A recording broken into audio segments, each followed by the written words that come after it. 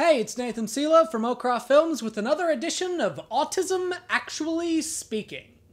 So today we're going to talk about a topic that might get a little political, but this is something that I've been meaning to make a video about for a long time.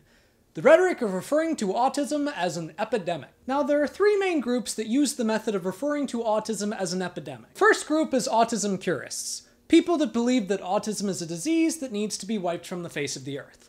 Now, these people put the label of epidemic on the rising numbers of autism diagnoses in America in order to scare people into funding their research. The second group is anti-vaxxers, people that believe that vaccines can cause autism.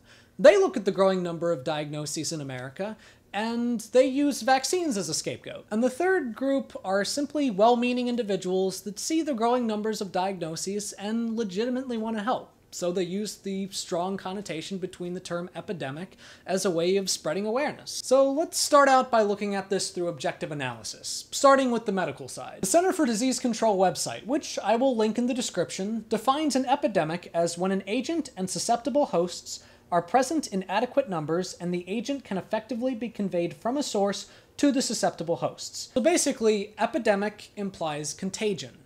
Autism is not contagious. It's not viral. It's genetic. Now, I've already made a video about anti-vaxxers, so I'm not going to discuss that too much.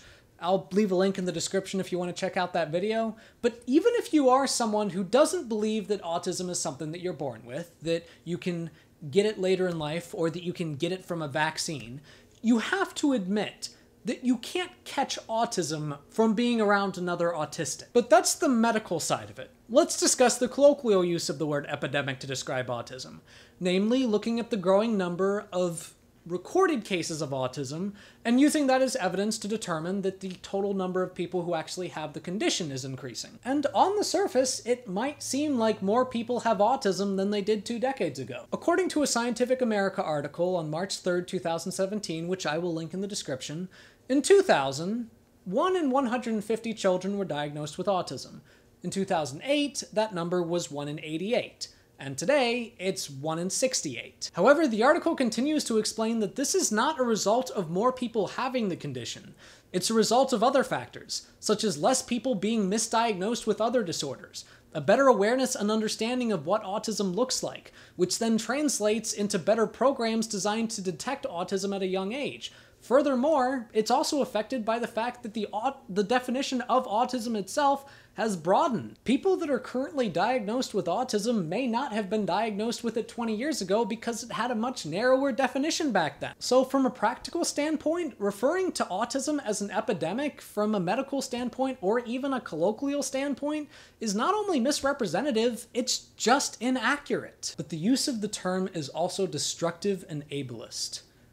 I know I've said this before, but autism is a part of who I am. I wouldn't be me without it.